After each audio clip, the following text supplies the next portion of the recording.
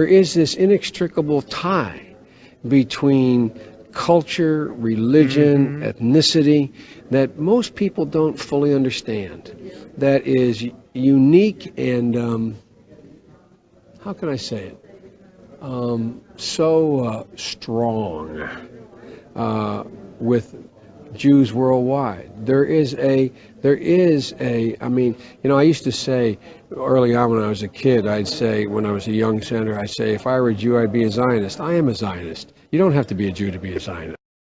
The affirmative task we have now is to actually create a new world order, because the global order is changing again. And the institutions and the rules that worked so well in the post-World War II era for decades, they need to be strengthened, and some have to be changed.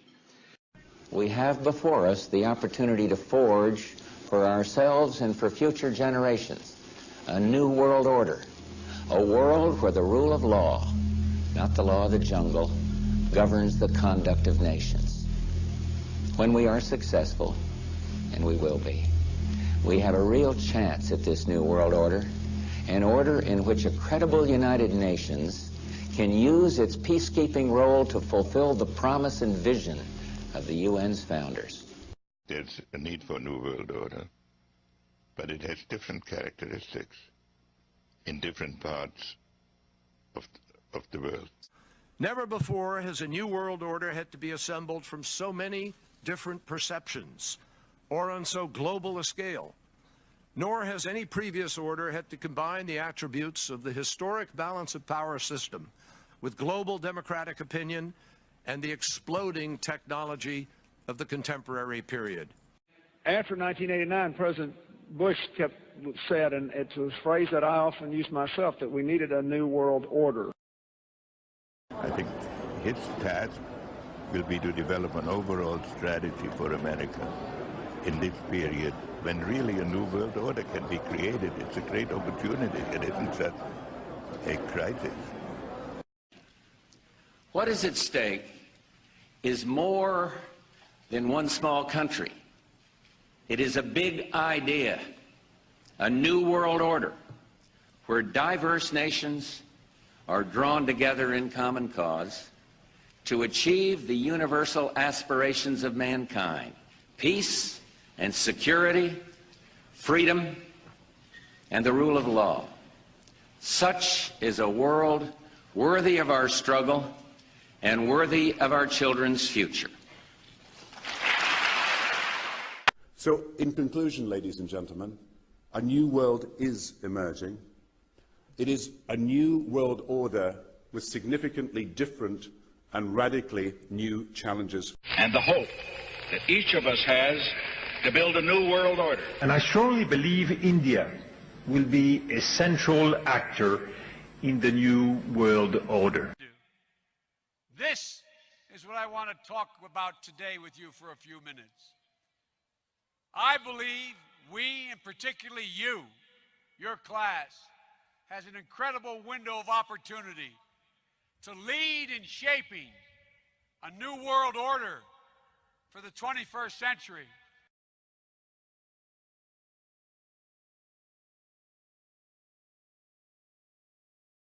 This system is based on 3 steps. In step 1, a rogue government will create the problem that harms or even kills its own citizens.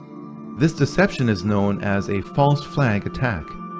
In step 2, a rogue government will control the reaction to the problem which it created by typically blaming it on an enemy or some aspect of its own society over which it seeks more control. This is why the term false flag attack is so named. In step 3, a rogue government will offer the solution to the problem which it created. This solution is typically a war or a system of regulations. The solution would usually not be accepted by the public had the rogue government not created the crisis and controlled the reaction to it in the first place. A government which seeks increasing control can keep pushing society to accept its agenda by following a series of problems, reactions, and solutions which it planned all along. The significance of the Hegelian dialectic is not how evil it is, but rather how often governments choose to follow it. There has not been a major war in the 20th and 21st centuries that does not follow the Hegelian dialectic.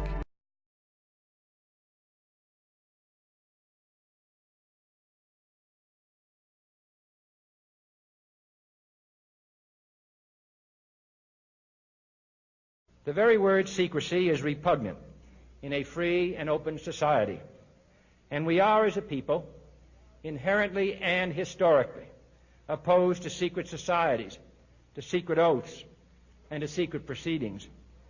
We decided long ago that the dangers of excessive and unwarranted concealment of pertinent facts far outweighed the dangers which are cited to justify it.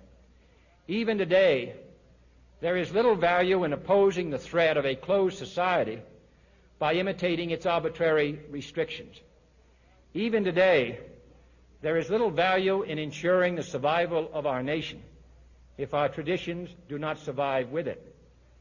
And there is very grave danger that an announced need for increased security will be seized upon by those anxious to expand its meaning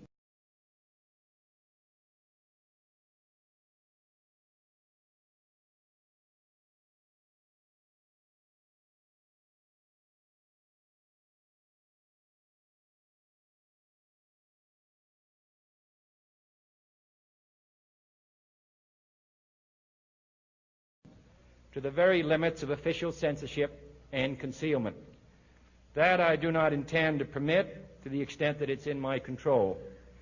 And no official of my administration, whether his rank is high or low, civilian or military, should interpret my words here tonight as an excuse to censor the news, to stifle dissent, to cover up our mistakes, or to withhold from the press and the public the facts they deserve to know. For we are opposed around the world by a monolithic and ruthless conspiracy that relies primarily on covert means for expanding its sphere of influence, on infiltration instead of invasion, on subversion instead of elections, on intimidation instead of free choice, on guerrillas by night instead of armies by day. It is a system which has conscripted vast human and material resources into the building of a tightly knit, highly efficient machine that combines military, diplomatic, intelligence, economic, scientific, and political operations. Its preparations are concealed, not published. Its mistakes are buried, not headlined. Its dissenters are silenced, not praised.